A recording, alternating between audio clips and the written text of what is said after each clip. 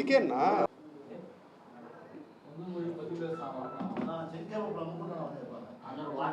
పరిపాలనలో ఉండేటోళ్ళందరూ కూడా గవర్నమెంట్ కూడా ఇది గవర్నమెంట్ కమ్ ఇన్ఛార్జ్ మినిస్టర్ వస్తారు.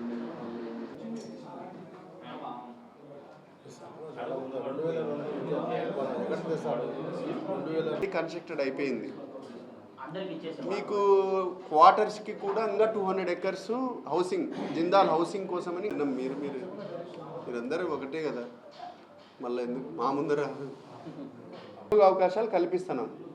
దాంతో కూడా మొన్న కూడా ముఖ్యమంత్రి వర్యులు దీంతో దాపరికం ఏం లేదు, ఒక అడుగు. మీడియా మిత్రులందరికీ నా నమస్కారం. ఈరోజు ప్రెస్ మీట్ పెట్టడానికి ముఖ్య ఉద్దేశం కూటమి ప్రభుత్వం 2 ఏళ్ల పరిపాలన ఏ విధంగా సాగింది, ఇది ప్రజా పరిపాలన, సంక్షేమము అభివృద్ధి 2 విషయాలలో ఈ 2 సంవత్సరాలు ముందుకు తీసుకొని పోవడం, విజన్ ఉన్న నాయకుడు మన రాష్ట్ర ముఖ్యమంత్రి వర్యులు నారా చంద్రబాబు నాయుడు గారు ఏ విధంగా పరిపాలన సాగిస్తున్నారు, ఏ విధంగా ఫలితాలు మనం ఈరోజు అందుకుంటున్నాము, ఈ విషయాలన్నీ ప్రజల్లోకి తీసుకొని పోవాలని కూటమి ప్రభుత్వం నిర్ణయం తీసుకొని ప్రతి నియోజకవర్గంలో ఈ పరిపాలన మీద ఒక చైతన్యంగా అందరినీ కలుపుకుంటూ 3 పార్టీలను, తెలుగుదేశం పార్టీ, భారతీయ జనతా పార్టీ, జనసేన నాయకులు, కార్యకర్తలతో ప్రతి నియోజకవర్గం, అదేవిధంగా ప్రతి జిల్లాలో, మన కడప జిల్లాలో కూడా 18వ తేదీన ఆర్ట్స్ కాలేజ్ మైదానంలో ఈ కార్యక్రమాన్ని చేపట్టడం జరుగుతూ ఉంది. 10:30 నుంచి 1 గంట వరకు ఈ కార్యక్రమం జరుగుతుంది. మరీ ముఖ్యంగా సంక్షేమం, ఈ కూటమి ప్రభుత్వం ఏర్పడిన తర్వాత చెప్పిన మాట ప్రకారం ఎలక్షన్ మేనిఫెస్టోలో పెన్షన్స్ని పెంచి ఇవ్వడం కానీ,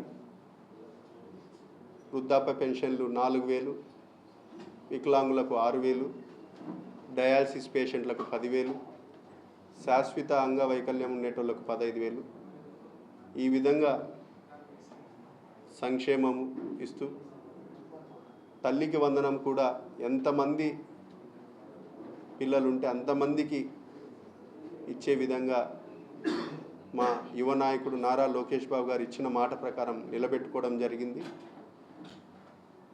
అంతేకాకుండా కరెంట్ ఛార్జీలు కూడా పెంచకపోవడం, గ్రీన్ ఎనర్జీ ద్వారా ఇప్పటికే మన కడప జిల్లాలో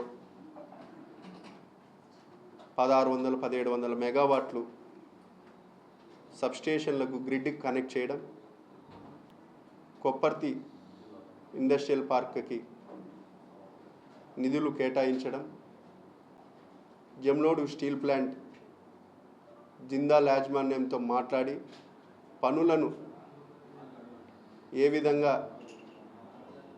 ముందుకు తీసుకొని పోవాలా, యువ నాయకుడు నారా లోకేష్ బాబు గారు పోయిన నెల 22వ తేదీన మన జిల్లాకు వచ్చినప్పుడు కూడా 28-29 ఫైనాన్షియల్ ఇయర్ కల్లా కమర్షియల్ యాక్టివిటీస్ని జిందాల్ స్టీల్ ప్లాంట్ యాజమాన్యంతో మాట్లాడి కమర్షియల్ యాక్టివిటీస్ని ప్రారంభించే విధంగా మా ఆలోచనలు, మా అడుగులు ఉంటాయి. ఉపాధి ఉద్యోగ అవకాశాలు కల్పించే విషయంలో పూర్తిగా బాధ్యత తీసుకొని పోతాము అనే దాంతో ఈ కార్యక్రమాన్ని కూడా ఆ రోజు చెప్పడం జరిగింది. త్వరలో ముఖ్యమంత్రి వర్యులు కూడా యాజమాన్యంతో భేటీ అయ్యి వాళ్ళతో సమీక్ష కూడా చేస్తారని కూడా ఈ సందర్భంగా తెలియజేస్తున్నాను.